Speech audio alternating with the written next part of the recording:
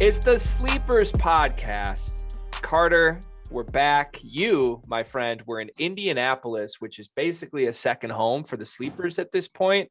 Were people screaming your names in the streets that the King was back this weekend? There were some murmurs. There were some long stares. There were some double takes. The cat's back in town, but I'm back. Record with my favorite podcaster, Greg Waddell. The Lions are running fake field goals and fake punts and onside kicks and making a show in LA, and they are still down at halftime. But I'm happy to be here. It's great.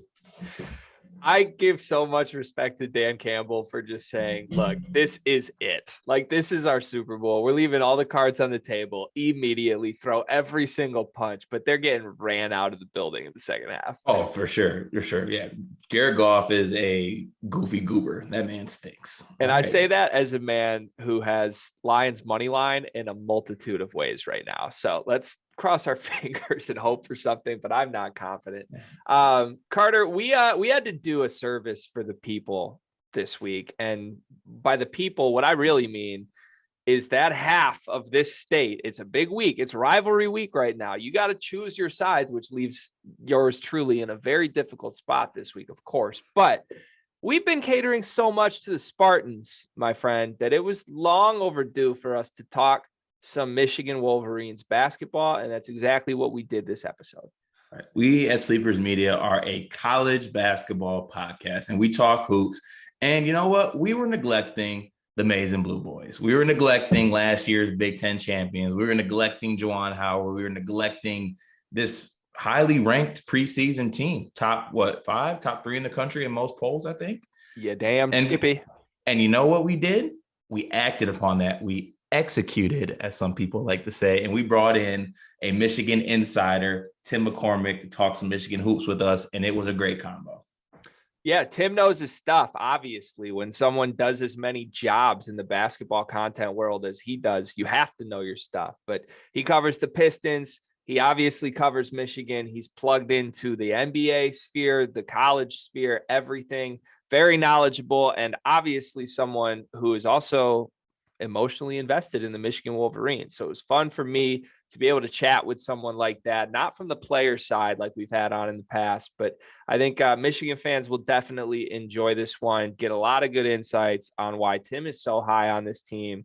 And spoiler alert, just some things that I don't think I've seen reported anywhere else came out of this conversation. Some personal conversations Tim's had with players, his personal opinions on who's going to be the highest ceiling player in the NBA from this team.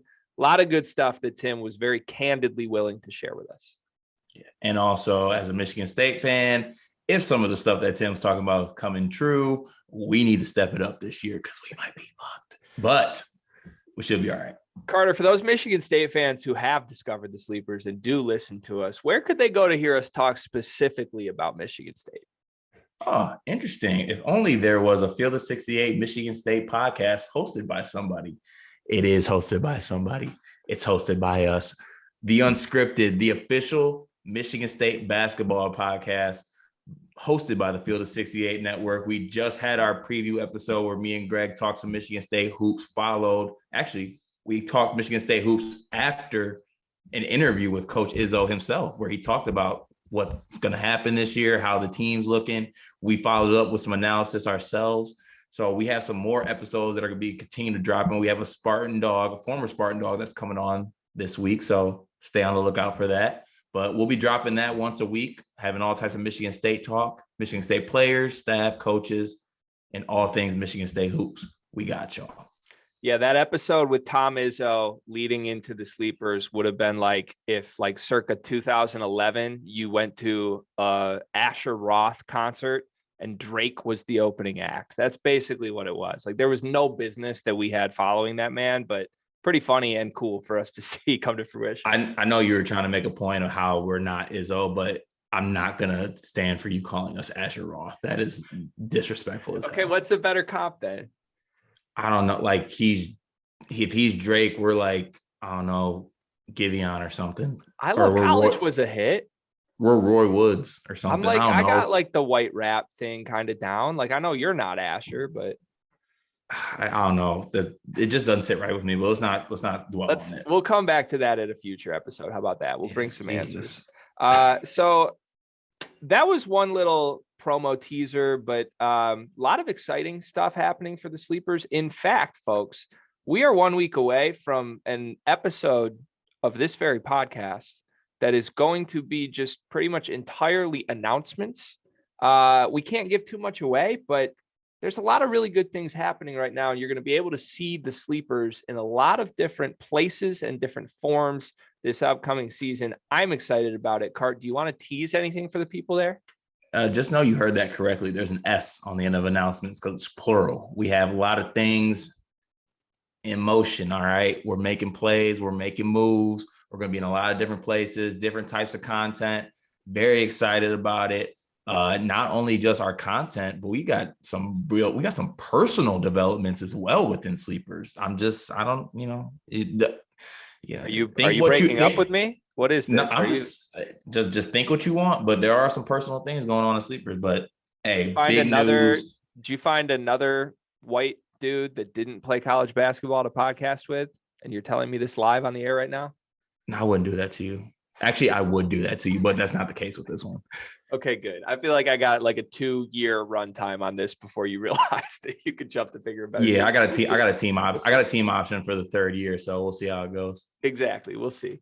So stay tuned for that. Like I said, that's coming up, and you're going to see a lot of other various forms of episodes from us in the future, in the very near future. College basketball season, couple weeks away at this point.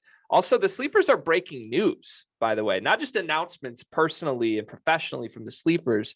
We broke some secret scrimmage news the other day. Yeah. And there's a lot of people that said we wouldn't do it. But as I always say and always allude to on every single episode, the boys with the sleep logo that is a basketball point to the vein. We are somewhat different. Shit happens differently with me, the way it flows through my veins and flows through the sleepers' veins. Okay. And we're going to continue to elevate. No drizzy. I'm telling you. Car, we talked about the Lions and the misery that they bring to Detroit fans. I don't know that we named any players specifically. You talked about Jared Goff, actually. What? He's a goofy goober? Is that what we're calling him? Are we going to transition to the French Jared Goff? That's exactly what I'm doing, my friend, but you beat me to it. So go ahead. How are we feeling about Killian Hayes? Bro, everyone just stop. Like, we don't condone lying, so definitely don't lie to yourself. Just watch what's on the court and just make an opinion on it. Like, stop giving me think pieces. Stop giving me another player what he did at age 20. Just stop talking to me. This man, Killian Hayes, not good at basketball. Has not shown to be good at basketball. He stinks. Will he be good? I don't fucking know. But right now, he stinks. And it's okay to say he stinks. He does. This is the thing. We got to clip just that last 6 words or however many words it is that you said. It's okay to say he stinks. It just is. When someone is bad at their job or they underperform for the sport that they are paid millions to do for a living, we don't need to jump through hoops to defend them and say, let's wait. Okay. We have been waiting. It's been a year at this point. And yeah, he was hurt. I get it. He came back and had like 4 good games in the stretch run of last season. That's fine. He's capable of that. I think Killian can be a backup guard in this league for a very long time, but it's obvious he's not deserving of being the starting point guard on an NBA team right now. And the best reason anyone can give me is that, oh, well, we're going to give him every opportunity to justify that he was the right pick. No, what the dude really needs is like a G League stint or just playing against backups in the league, because right now he dribbles up, he hands it off, he stands in the corner, he's totally uninvolved in the play. If he does drive downhill, he fades away like I do when I'm scared at men's league to go up against a 6'5" dude, let alone an NBA center. He's afraid of contact. He can't shoot. He has John Beilein trying to help him shoot, and he still can't shoot. What more do we need to know? Let's pause with the patience thing, because until he can score 1 bucket in the first half of an NBA game that he starts, he doesn't deserve patience. And this is coming from a person who's not a good shooter and has not ever been good at shooting a basketball. I know that when you're shooting, your feet shouldn't look like a goddamn upside down peace sign. Who shoots like this? Grow up. Okay, so can we do like a player comp for Killian at this point? I like the whole nicknames thing. I like the player comp. I have half a player comp banking, but not a full one. But what's your player comp for Killian Hayes? He's a 6'5" Ben Luger with a Rosetta Stone membership. No one's going to understand that except for our college friends, but that's not a horrible comparison. Okay, help me cook up this one. He's got Ben Simmons' brain in Blank's body. I was going to say Roddy Boubois' body. Roddy Boubois. Bro, he's actually, like, not to do the whole French to French thing, but he really is Frank Ntilikina. See, I like the Roddy Boubois thing. He's French too. If we're going to go Roddy French. Boubois at least gets buckets. I mean, yeah, sure. I guess. I don't know. You really think he's just Ntilikina? No, yeah, honestly. I really think he's Ntilikina. He's good defensively. That's it. I saw Boodum, the real Boodum on Twitter, had a tweet that I laughed out loud at that was like, competing for a playoff spot's fun, but man, do I miss the just pit in my stomach that watching Frank Ntilikina just hand the ball off and stand in the corner would do. And like, it was quote tweeting a response about Killian Hayes doing that for an entire quarter. I'm sick. Like, I think the fan base is starting to turn. I think we tried to broach this conversation last year of like, this dude ain't what we signed up for. Because when you watch this film, he was a shot maker. He was taking off the dribble shots. He looked great. And that's not the player we've had at all in the NBA from Killian Hayes. And even the games that he played well, he's not a threat offensively for himself in any way, shape, or form. So I feel it turning. Last year. Everyone was like, it's year one, let's wait. But like, after seeing these two games, the majority of the fan base seems to be like, what are we really doing here? And I think Cade Cunningham's return is just going to like make that even more apparent. Yeah, like we said it on a couple of podcast episodes before this about different topics, like the whole hashtag wait and see. Like, I'm good. Waited, saw, not fan. Like, I'm good. It is what it is. I don't care about his age. Thank you. That's dope. Can see that anywhere. Thank you for telling me that. I can look that up on Google. Stinks. He's a 20-year-old that stinks. Last year he was 19 and stunk. Next year he'll be 21 and he'll still stink. He'll just be able to drink legally. To the staff's credit, they've cut bait pretty quickly from guys. Sekou Doumbouya, for one. The whole French connection everyone was excited about last year did not come to fruition. French connection, is that like the NBA's Clarkston connection? I don't know, dude, but the French are lying to us. How many years until the Pistons can feel comfortable selecting another French player? I think this is it, bro. Actually, no. Wemby?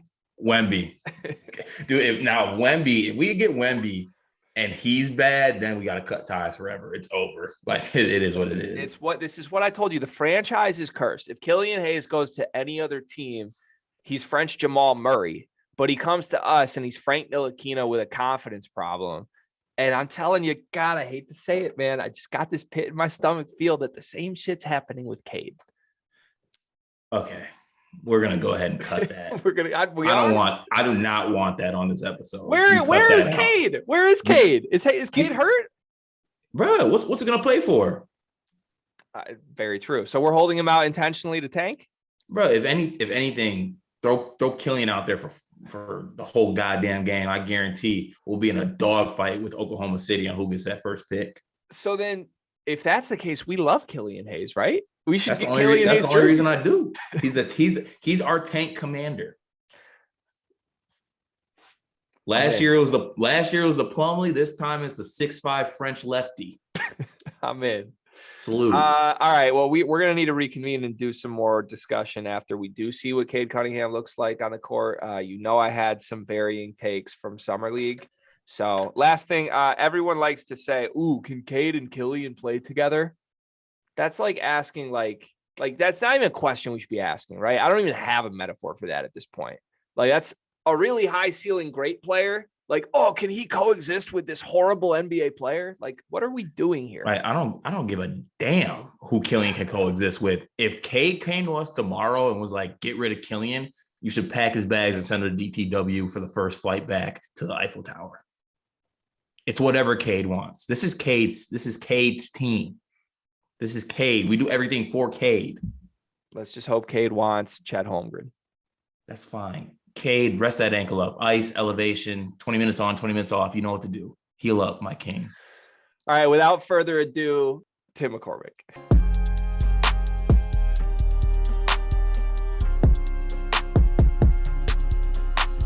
All right, we got a great guest today. It is Tim McCormick, Michigan basketball alum. You might know him from covering the Pistons for Bally Sports.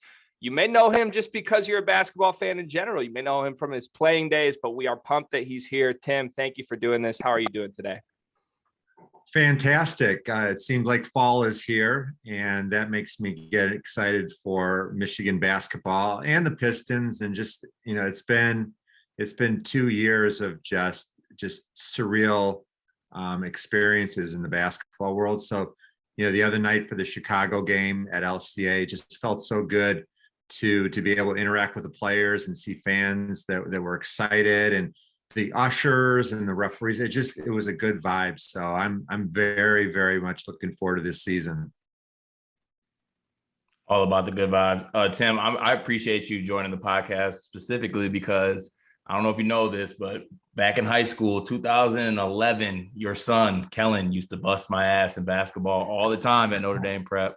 I went to Country Day. He had some really big games against us, really big games on the AAU circuit as well. So I like this interaction a lot more because he gave me a lot of buckets back in the day. Yeah, you guys busted their team though. Yeah. But he got his. Williams and some really, really good players. I remember those games. Well, good for you though. You're a college player. That's admirable. Oh yeah. So I want to start and just dive right into Michigan for this season. So people that listen to our show, we've been doing a lot of Michigan State coverage this offseason. We went to Big Ten Media Day. We got to meet a couple of the players from both sides. That was really fun, but we haven't really sat down and talked in depth of what we think of the Michigan Wolverines this upcoming season. I'm really high on this team. Depending on who you ask and whose rankings you look at in the offseason, they're anywhere from top 3 in the country preseason to top 10 in the country. A lot of moving parts. They lost a ton, obviously, but bring in one of the best recruiting classes in school history. So I know you've seen behind the scenes of this team. So I'd like to just throw it your way. Are you optimistic for what this Michigan team is going to look like this upcoming season? I'm incredibly optimistic. I like their character and their culture, and I like the fact that they're loaded with talent. I've attended 3 practices, and we'll probably go again this week. And I just I get a very good vibe. I think they like each other. They gravitate towards Juwan. He is the ultimate player's coach. He's got so much swag, and he's a good guy. And I like the fact that the pieces fit. They seem to have found a pretty nice recipe at the point guard spot. It's tough to have so many young players. So last year it was Mike Smith from Columbia, who averaged 20 points a game the season before as the best player in the conference. And this year they've got Devonte Jones, who averaged 20 points per game, and he was the best player in their conference. And to bring those guys in, they've seen a lot of basketball. They've seen every defense set up to stop them. They know how to play pick and roll basketball. They get it. And so with Devonte Jones and Eli Brooks, I can't think of anybody that has a more experienced backcourt. And that's going to help Frankie Collins a lot. That's going to help Kobe Bufkin, and all the young guys are going to benefit a lot from that veteran leadership. And then I haven't even mentioned their best player, and that's Hunter Dickinson. He's an All-American. And, he told me I'm going to be in the NBA next year, and I'm doing everything that I can today to prepare for that. So when a guy is so motivated and focused on his future, that's a positive. And I also think that at the power forward and the center position, besides Hunter, if you're looking at the best power position combo in all of college basketball, Michigan probably has it. Diabote and Johns are so athletic that they're going to be a tough cover. They can switch all pick and roll. So when you go with that lineup, if Hunter's on the bench for whatever reason, you can switch 1 through 5, and they're going to be so dangerous. Yeah, it's interesting to hear you say that about how like players like Diabote and how younger guys like Collins are going to fill in, because you do have guys like Eli Brooks coming back and also Brandon Johns, who has a lot of experience. How do you see like a player like Diabate getting on the floor? Because I feel like a lot of the minutes are going to go to Johns, and maybe they even go like a little small ball with Hunter being the only big man, and then maybe Houston has some 4 minutes. How do you see Diabate getting on the floor? Is it going to be just like an energy athleticism type thing, or is he going to just kind of just carve out his role? Well, when you consider that you've got a power forward in a center position, that means that there's 80 minutes per game that's available at that spot. And so I think you take that 80 minutes and divide it by 3, and you've got 3 guys that deserve to be out there. I don't know if Moussa will be in the NBA next year. From what I can tell, I think that he has the athleticism. He reminds me a little bit of Clint Capella of the Hawks. He's going to be really, really fierce in that pick and roll, pick and lob game. He runs the court. He plays with so much energy and enthusiasm. I'd like to see him put on an extra 10 to 12 pounds. But he has an NBA game. As a matter of fact, when you walk in, you're just immediately thrust into this mindset of, oh my gosh, this guy is a pro. Like there's nothing about him that you would say, well, I've got questions with this or that, because he can shoot the 3. I don't think that he'll shoot a lot this year, but I can see that in his future. And he just makes plays. He's a really good help defender. He's a good teammate. He communicates well. And I think he's gonna be one of those guys that on Sunday morning you're gonna call your boys and say, did you see what Moussa did last night? And then also, we haven't even mentioned Caleb Houston yet. He's probably a lottery pick next year. We mentioned 7 or 8 guys before we even mentioned him. So that kind of talks about their depth. Yeah, I think to me, as a Michigan fan, this team going into the season feels like at a certain point, it could feel like they have 7 starters on this team. And I'm talking the projected starting 5 with Brandon Johns plus Diabate and plus Kobe Bufkin, a guy who I am super high on. I love the way that you broke down the potential front court rotation, because I really do think any combination of Dickinson, Diabate, and Johns can really play together. And I will be curious to see how Juwan decides to flesh that out. Putting Caleb Houston at the 4 seems like something that could be really great offensively for this team. But when you've got 3 guys that bring such great different looks and different styles to that front court, I think it's going to be hard to ever have one of them off the floor or 2 of them off the floor in that matter in order to put Caleb Houston at the 4. But let's pivot to the backcourt because, transfer point guard, something Michigan is not unfamiliar with. You mentioned Mike Smith from Columbia last year, who basically, in my opinion, was the best case scenario outcome for what we could have gotten when you saw that it was Mike Smith coming in. A couple of years before that, Jaron Simmons, he sort of struggled with that level. And I know he's brought a ton to the program from the sidelines perspective ever since. He's still involved in the program. But, Devonte Jones is different to me because he's a guy at Coastal Carolina last year who really has almost played 3 separate seasons stylistically. One year he led the team in assists. One year he led the team in scoring. One year he was like the nation's #1 guy in steals. He's sort of had a different look to him in a variety of different ways. What do you think his presence is going to be like for Michigan? Do they need him to navigate ball screens the way Mike Smith did, or is he going to be the leading scorer on this team? So I think he'll be the number 3 scorer, and he'll probably be very close with Eli Brooks. I think Hunter will lead at 16, 17 points a game. I think Caleb will be 14, 15. I think that Devonte and Eli will be 12 or 13, and that's some pretty darn good balance. I expect Devonte Jones to be an excellent defender. He's very tough and physical. I expect him to be a really good pick and roll player. He will thrive in transition off of defensive, forced miscues.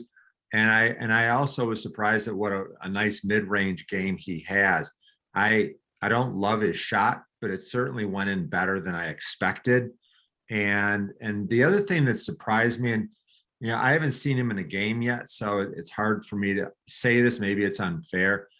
I don't think he's that elite super athlete. He's strong and he's tough and he's smart, but I didn't see him just blow by his man. Carter, you'll probably relate to this. If you're driving against somebody that's quicker than you, you're probably not going to blow by them and get all the way to the hole. So you get halfway and then he cuts you off and you spin. I think you're going to see a lot of spin dribble success in that mid-range game for Devonte. So my question, because you mentioned that you're not maybe the biggest fan of Devante's shot, but he can use like his strength, not necessarily his quickness to get to the hoop and maybe have some craftier finishes. Who's going to be the guy at like certain points of the game when Michigan needs a bucket and let's say they can't just throw it into Hunter? Who's going to be that guy who can create his own shot? Is it going to be like Eli Brooks or would it be a Devonte? Yeah, I think Devonte is probably most capable of putting the ball on the floor and getting to the rim if you need that. But I also think their spacing and their motion is going to lead to open shots. We see the Pistons late clock situations. They give the ball to Jeremy and everybody just gets out of the way. I don't think the Michigan Wolverines have that guy. But when you're talking about running your offense, I would throw it to Hunter, and he's either going to get a really good shot. The defense is probably going to double him, and then you've got all kinds of really nice options on the weak side. I would crash Johns or Diabote to the rim for an offensive rebound opportunity. You've got Eli and Devonte and Caleb all spotting up. They're all unselfish ball movers as well. That's a pretty good way to get a shot if you need one. So I think I've been carrying the flag as Kobe Bufkin's biggest fan going into the season. Like that's not fair because I think I carry the fan for that. But I carry the flag for that. But you can go ahead. Maybe it's a co-podcast thing here, but the sleepers are big Kobe Bufkin fans. We're optimists in general that he's going to come right in and make a huge presence known on the court this season. A lot of people have kind of pushed back at us for that. They've said, with Eli and Devonte, I just don't see how he can get on the floor. I hear those concerns, but to Carter's point, I just think this team at some point really needs someone who can be a dynamic shot creator off the dribble in the backcourt. And to me, Kobe's the most natural at that from a skill set perspective when you factor in his shooting ability. Do you think that Kobe Bufkin is going to be a major piece of this rotation? And what would his minutes ceiling look like for this season? So I applaud you for your vision because I completely agree. And on my podcast last week, Sam Webb and I talked about the fact that I see him having a major role. And I think that there's a chance that Kobe Bufkin, 10 years from now, we may look back and say he's the best player long-term on this team. I think that highly of him. And when I look at the minutes, yeah, Eli and Devonte are going to start and they're going to gobble up a lot of those minutes. But I think you have to play Frankie Collins because if you look at the roster, right now, he's your point guard next year. And you want to get him as seasoned as you possibly can. They may go to the transfer portal again because it seems like it's working. But I think Frankie Collins is ultra talented. He's not a shooter right now, but you have to get him out there. And then I think that at the 2 and the 3, you can certainly find 18 minutes a game for Kobe Bufkin as a backup for Eli or Caleb Houston. I also think that Terrence Williams brings enough to the table that you've got to find some minutes for him as well, probably at the backup 3. He's lost maybe 15 pounds and just looks ripped. He's the kind of guy that you just like having out there. So Greg, let that be noted that me and Tim are on the same page about Kobe Bufkin. I said that he could end up being the best NBA player on this roster. So I'm glad that someone else agrees. Yeah. So let's ask that pointed question because Carter and I were in a debate with David Klein from Spartan Hoops last night on who is the highest ceiling NBA guy from this freshman class from Michigan, and then who's the highest ceiling college guy. I think those are two very different questions, especially when you factor in Caleb Houston's going to be here for 1 year if all goes to plan. Moussa Diabate, maybe 1, maybe 2. Kobe Bufkin, who knows? I wouldn't be shocked if he blossomed and out of control. He became a one and done this year. I wouldn't be shocked if he was a 3 or 4 year guy. So let's ask those two questions to you, Tim. Who's the highest ceiling college player from this freshman class? And then who's the highest ceiling pro? So do you guys remember Calbert Chaney? He played in the NBA for a long time. That's who Kobe Bufkin reminds me of. And so I think that he's so athletic. I think he's a better athlete than Caleb Houston. I could see him being that better long-term pro, but I will hedge my answer a little bit and say this, that we haven't seen anyone in person yet, right, in a college uniform. And the fact that Caleb Houston is starting from day one, and he's already regarded as one of the purest shooters in all of college basketball, and you can find plenty of mock drafts that have him listed in the top 10, I think he's a sure bet, because next year he's probably going to be on an NBA team. And with Duncan Robinson's shooting ability, that's what the NBA game is going to. So maybe it's a little bit outrageous to say Kobe Bufkin could be the best player long term. But I do love his potential. And so I think that if you're honest, you'd have to say that right now, because it looks like Caleb Houston's going to be in the NBA for sure, and much quicker, that you'd have to tab him as the best pro right now. Yeah, so I just totally backtrack on my case. No, hey, you're good. I think Greg, we said it pretty well the other day. I think right now, like, because when people do draft in the NBA, like, the word potential is just always there. Like, Kobe Bufkin's ceiling might be higher potentially than Houston.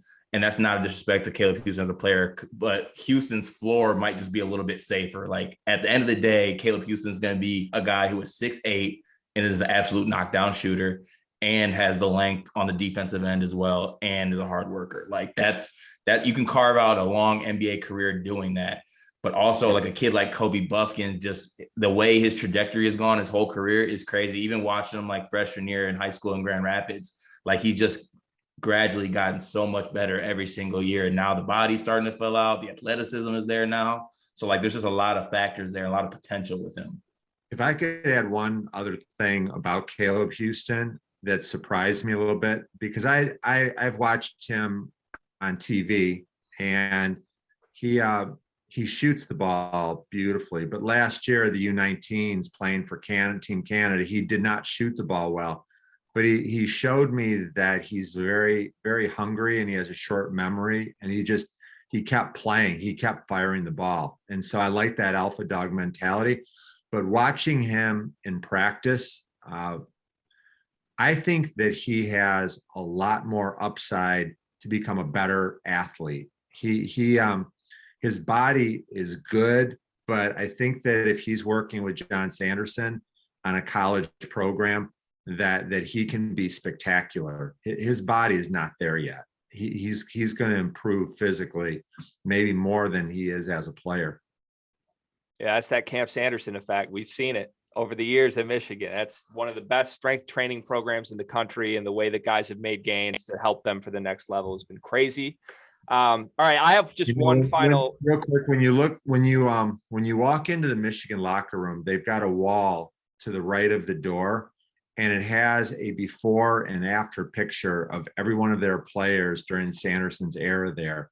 Like, you can see Nick Stauskas as a freshman, first day on campus, no definition to his body, looking like a 13-year-old boy. Like, just and then all of a sudden, the picture right next to it, it shows him cut and ripped and sculpted, and just, and I think that there's a picture like that of Caleb Houston, the before. And when you see the after, that's when he's going to be ready to play in the NBA. Yeah, I believe that. And Kobe Bufkin, another guy, I think, going to come back a lot stronger from year 1 to year 2. And that could really do wonders for him, a la Nick Stauskas. All right. So I have one final Michigan related question for you. And this one's a little more philosophical, but it's another debate that I've been having this offseason with folks. And it seems that just from the small sample size of Juwan Howard's coaching career at Michigan thus far, off of what we can go off of how he's building a roster, he's had some non-shooters in the backcourt running the point. Devonte Jones being one. You look at Frankie Collins, even Doug McDaniel a little bit, who I'm super high on down the line. But really all three of those guys from now going forward are not guys that you feel super comfortable with from a floor spacing perspective. Mike Smith, now, while he was super efficient, he wasn't necessarily a guy as great of a facilitator as he was in the pick and roll. He wasn't a guy who really excelled in that quote unquote, go get a bucket in the crunch time. Do you think that that's something that is sort of by design, having either a non-shooter in the backcourt or just like a non-super dynamic go-to scorer in the backcourt with how Juwan's building his program? And do you think that's something that they need in order to ultimately get over the hump and really compete for a national title? Well, it's hard to find a point guard that does all the things you want, and then he's also a pure shooter. I will say Christian Anderson, their 2024 recruit, is a pure shooter. I mean, his shot is beautiful. So I think that Juwan would, if he had his choice, he'd want his point guard to be great at everything. But what I believe you're going to find this upcoming year is, I call it the Mike Smith effect, because Mike Smith did shoot the ball well, but for the first time in his career, he had open shots. When he was at Columbia, every defense was loaded up to stop him, and they never left him. And so he took a lot of contested shots. And now all of a sudden last year, his toes were on the line and he caught the ball and there was nobody within 8 feet of him. So he shot poised and relaxed. Shawnee Brown was the same way. Shawnee Brown was like low 30% at Wake Forest. And last year he got all kinds of open shots. I think Devonte Jones is going to shoot the ball above 35% this year, because he's going to get plenty of opportunities when his toes are on the line. He drops the ball into Hunter Dickinson. His man leaves, and then all of a sudden on the kick out, he's wide open. It's a great point. I can 100% see that happening. And we saw that blossom for all three of the guys that were incomers last year. Or I guess two, Mike Smith and Sean D. I was considering Isaiah Livers that same way, but he's been getting open shots for a couple of years now, playing off Xavier Simpson at Michigan. That's one thing you don't got to worry about with Juwan. I feel like in some situations, like let's say Maryland, for example, I don't know if Fats Russell's going to buy into Turgeon and, being that efficient point guard, because he can't play the role he played at Rhode Island. But, there's a lot of skeptics when Juwan first got Mike Smith. Can he be a guy who's just not a chucker and a guy who's just, basically putting up big numbers on inefficient shooting percentages? And he proved that last year. So I think that if I'm betting money that Juwan could get Devonte Jones basically to buy into what he needs, I mean, he's the perfect player for that. And he has the skills for it. And I think he just wants to win. So it can be a perfect formula when you get a transfer from a guy who's from a program that's not really winning anything or going anywhere, and you put him around talent and give him a stage to be a winner. Yeah, think about this. Does Devonte Jones have any experience playing on Super Tuesday or Big Monday? Has he ever played on CBS? Does he ever get new Michael Jordan gear every day at practice? Does he have 50 pair of tennis shoes? Does he go into the big house on Saturday and watch a football game? When he walks across campus, do 100 students every day know who he is and want to shake his hand? Like, I think that there's a lot of hype and excitement around college basketball today. I don't know about any NIL opportunities, but there's just a whole new world that Devonte Jones has never seen before. And I think he's going to be very enthused and motivated. I remember when Phil Martelli came to Michigan from St. Joe's, we were talking, and I asked him about the biggest difference between St. Joe's and Michigan. And he said in his 25 years, he chartered 2 or 3 times. Now all of a sudden on all of his trips, he charters every time he goes anywhere. And so, there's a lot of positives that I think are going to hype Devonte and get him excited. No doubt. Yeah, I'm looking forward to it. The season is so close at this point, but still not close enough until that ball tips and all of a sudden we've got games every single week. All right, Tim, I want to just pivot quickly to some Detroit Pistons chatter. Obviously, you see the team frequently. You cover the team for Bally Sports. 0-2 start to the season, but I think Pistons fans in general have a lot to still be excited about. Obviously, no Cade Cunningham. Saddiq Bey looks like a totally different player right now. I'm hugely optimistic on what his trajectory looks like and where he's at. But I'm going to start with something a little negative here because there's a whole lot of rumblings about what is wrong with Killian Hayes. What is your perspective on that situation? Do you think it's feasible that maybe he could spend some time in the G League? And what does he need to do to really figure it out? He won't go to the G League. And that's a tough gig because I don't know if you guys ever watch a G League game, but those guys play hard. And when an NBA player comes down, everybody is going at them because they know that the NBA is watching. So Killian's 20 years old. And one of the benefits of youth basketball in the United States is that you're playing with kids your own age and you learn how to be a star. You learn how to take over games. You learn how to play make.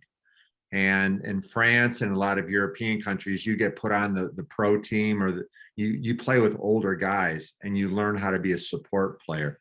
So I think this is all new for Killian. His shot needs a lot of work. He is going to be slower than his matchup almost every night. I mean, he's got a great body. He's big and he's physical. But if you're covering Lonzo Ball or Damian Lillard or Chris Paul, you're going to be at a deficit against them from an athleticism standpoint. I think that he needs to be more physical and aggressive when he drives, to use his body to absorb contact. He doesn't have a free throw attempt in 2 games, and he's not shooting well. And I feel bad for him because for me personally, I think he'd be better off coming off the bench to start the game. And the reason I say that is when you're the 6th man, you're coming onto the court and you're playing against either A, a tired starter, or B, another team's backup. And so I think that to build success would be really positive for him. Like, think about this. Their next game, they play Atlanta. Okay, you're starting off against Trae Young.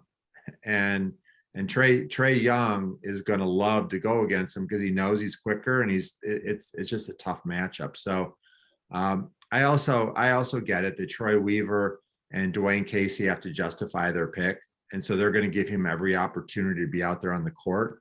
I do think that once Cade Cunningham is on the court, it'll make it a lot easier for Killian because he'll take over some of the ball handling responsibilities and there'll be less pressure on him. Yeah, that bench or him coming off the bench, I think would actually be an interesting thing, not only because like you said, it could be good for Killian, but also though Cade can play off ball with Killian, I really, really want to see Cade kind of in a ball dominant role, kind of running the offense, kind of like a high usage Luka Doncic type player. Not saying he's going to be Luka, but I'm saying I want him to have the ball a lot because I think he can do the right things, both scoring and passing. So I think we just want to see something from Killian where we can kind of latch on and see like the light at the end of the tunnel. Unfortunately, he hasn't really given us to that yet. He is 20, but at the same time, like you said, he's a 7th pick. Everyone's expecting a lot out of him, and it just hasn't happened yet. Yeah, I remember when I was 20 years old, I was a sophomore and I was struggling in the Big Ten, and it clicks at different points for everyone. So I would hate to have Cade lose his confidence and that could set him back. And to your point, what you like to see from Killian right now, I just want to see Cade. I don't care how he plays. I just want to see him out there. And this is dragging on, and I hope it's very soon. Yeah, I'd give either of my ankles right now to Cade, and I would do it in a heartbeat. Yeah, you share that sentiment with the entire fan base, I think. And look, I'm a Pistons fan through and through. I'm so excited we landed Cade Cunningham. I think they have a great young foundation with what they're building right now. at that same time, Carter and I have both been proponents of the movement that this year doesn't have to be the year. We don't have to go compete for a play-in game. It's not the worst thing in the world if they end up with another top 5 pick with another loaded draft coming. And I look at the next 7 games, we're 0-2 to start. We've got the Hawks, the Sixers twice, the Nets twice, and the Bucks all in our next 7 games. I mean, it's hard for me to see a team that's not 1-8 through 9 if they can beat the Magic at home next week. So a long season ahead. We'll see how it goes. But if Cade Cunningham can just come play a game, whether good or bad at this point, I'm happy with that. I like what you said about how it may not be realistic for them to compete for the play-in game. I don't think it's realistic for them to compete for the play-in game next year too. They're going to be so incredibly young, and they just need to learn how to play. The guys that are going to be getting the playing time are playing against teams that are so much better in the East. I think that Chicago and Miami and Washington, I think Indiana, Boston, those are all teams that are better than last year. And they've added veterans. And we didn't even talk about the premier teams, which are Milwaukee, Brooklyn, and Philadelphia. So yeah, there's a lot of growth that needs to happen. I like the future. I'm optimistic, but not this year, not next year either. Yeah, it's an interesting spot in the league too, because I think the league's more competitive than it's been in my lifetime. You look top to bottom, I think there's about 26, 27 teams that would tell you they're trying to contend this season. So it's not a horrible spot for the Detroit Pistons to be in when they're focused on just developing their young guys, giving them some opportunities, but knowing in the back of their minds, it's okay if we lose some games and we lock up a Paolo Banchero or a Chet Holmgren to add to that young core. All of a sudden we might be in business.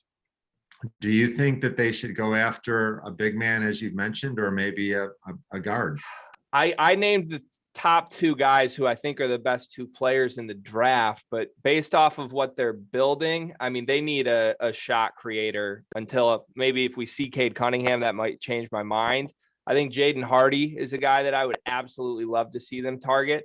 But I do think Banchero and Chet both could play alongside the front court that they're building with Isaiah Stewart at the 5 and, Grant and Sadiq on the wings. Cart, what do you think of that? What's your preference of what we would go after in the draft? Yeah, I'm kind of at a point where I think we have Cade now, but I think that Chet's like a generational talent on both ends of the floor, and watching him play and his mindset, everything just clicks with me. And I think having a Cade in the backcourt and then having Chet in the front court really works well for me, or even a Banchero as well. But also the backcourt of a Cade and Jaden Hardy sounds pretty damn good too. But I think that Chet, both offensively and defensively, can bring so much to our team and make an impact from day one. And I don't think Chet Holmgren's come around a lot. So I think that the big question I want you guys to watch and come up with the answer is Cade Cunningham a point guard, or is he a 2? Because if he's a point guard, then it makes it really easy to take Chet Holmgren. Yep. Mm-hmm. Yeah. 100%. I can't wait, man. But at least for the first time, though, there's something like that's dangling of I can't wait to watch this with the Pistons. It's been so long. So I'm looking forward to it. Tim, thank you so much for doing this. Where can people find your work, see your work? I know you got the podcast. Tell people where to go to find that. The Michigan Insider Basketball Podcast is wherever you get your podcast. Sam Webb and I go twice a month. Once the season starts, we'll go every week. And really excited. Do about half of the Pistons pregame, postgame, halftime reports for Bally Sports, and really looking forward to diving into that. Sounds good. Oh, and last thing, Michigan's winning the Big Ten this year. I just wanted to get is that a thing, or is it Purdue? Or who you got? I expect them to win, but if I think I picked Purdue because they've got their top 8 scorers back, and they're so big on the front line, and Michigan's relying on some young guys. So I really would like to see how the pieces fit together. Michigan has a lot more questions than Purdue, but I like like Juwan. I like the chemistry he brings, and they've got a bunch of guys that are hungry to get to the NBA, and that's always a great motivational tool. For sure. Great answer. You posed that question in October. I think that's the right answer. You pose that question come March. We'll see if that answer changes. Yeah, I enjoyed talking to you guys. You know your stuff. So congrats. Thank you so Appreciate much, that. Tim. Appreciate you.